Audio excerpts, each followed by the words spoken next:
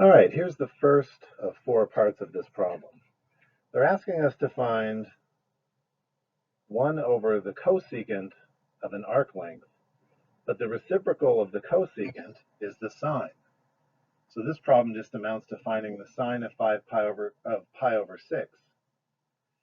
If your unit circle knowledge is good enough, you'll easily deduce that that's a half, and therefore you're done with this problem. Here's the second part of 4. Here, it's worth noting that we have to work this out, or we can work this out using order of operations, or PEMDAS. Doing exponents first, and reminding ourselves that sine squared actually means what you see on the bottom line there. I'm going to find the sine of 5 pi over 3 and square it. If you know your unit circle well enough, you'll be able to deduce that that number that you see there is the sine of 5 pi over 3. And now it's just an algebra problem of working out radicals. The squared outside the parentheses, I always like to remind people, will distribute in this case, although it's not always the case that exponents distribute.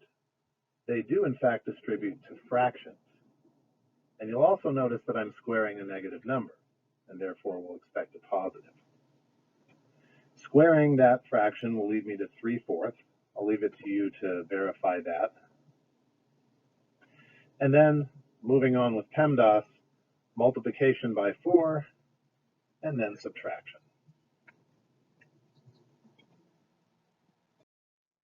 Moving on to the third problem of 4, here we have to compute something that's a bit of a challenge. And the reason why it's challenging is because pi over 12 is an arc that does not terminate at one of our favorite 16 points on the unit circle. And while I could work this out with a calculator, the challenge really here is to work it out without one. And how will I do that? Well, this strange looking expression here reminds me of a formula that I've seen before, and you may have seen this as well on our trigonometric identity sheet.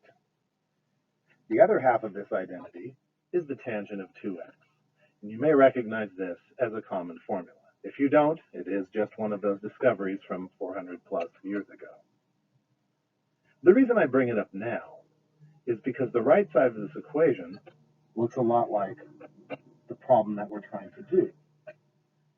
And while I want to compute the thing on the right, I can't directly compute it without a calculator because I don't know much about the terminal point of pi over 12. It's not one of our common 16 points. But while I cannot compute the right side very easily, I can easily find the left side. And since they're equal, finding the left side is the same as finding the right side. So to find the left side of this equation, all I have to do is multiply 2 times pi over 12, which works out to pi over 6. And now, if I can compute the tangent of pi over 6, I'll have the result that I want. And that's easy to compute because pi over 6 terminates at one of our favorite 16 points on the unit circle. The tangent, after all, is just the sine over the cosine for any given arc. And as long as I know the sine and cosine of pi over 6, which I do, and you should too from your studies of the unit circle, you can just work out the algebra here and you'll have the result. I didn't show all the work, but rationalizing the denominator gets me the final solution to this thing I want. And it's worth noting that I was able to compute this without ever knowing the value of the tangent of pi over 12 itself. This brings us to our last of 4 problems. Like the previous problem, 2 pi over 15 and 17 pi over 15 do not terminate at any of our favorite points on the unit circle. I want to share a clever thought that entered my mind. When I looked at this problem, I thought, well, I wonder if I could solve this graphically or pictorially by imagining what 2 pi over 15 and what 17 pi over 15's terminal points would look like. So what I did So I took the unit circle.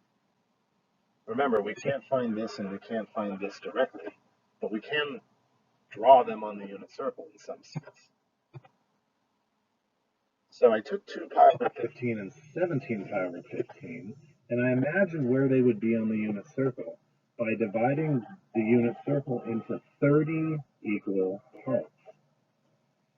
And the reason for 30 equal parts was that that would mean that this was the terminal point of pi over 15, 2 pi over 15, 3 pi over 15, 4 pi over 15, and you could continue to count around 5 pi over 16, 6 pi over 16, 7 pi over 16, etc., until you got to the left side of the circle. This would be 14 pi over 15. This would be the terminal point of 15 pi over 15, also known as pi, and that's why I divided the unit circle into 30 parts, so that 15 of those would land on pi. This would be the terminal point of 16 pi over 15, and there's the terminal point of 17 pi over 15, which is part of this problem. Now, because they're asking us to divide the quotient of the signs, we can imagine it graphically this way. The signs are the y coordinates of these terminal points. And while I don't know numerically what those y values are, they appear to be slightly under a half, but while I don't know what they are, I do know by the symmetry, by just the pure symmetry of 2 pi over 15 and 17 pi over 15 being on opposing sides of the origin, I can conclude that whatever positive number this is, this would be the negative equivalent of that. And without knowing those numbers themselves, they might appear to you, as they do to me, to be maybe positive 0.4 and negative 0.4. For example, I just was eyeballing that. Whatever distance they are away from the origin, because we're dividing them, we can conclude, therefore, that the ratio of these numbers is -1. Because if you divide a positive number by its negative counterpart, you always get -1. For example, positive 0.4 divided by negative 0.4, if those indeed were the values, would be -1. But without knowing the value of either of them exactly, it's fair to say that their ratio will be -1. And that concludes this problem.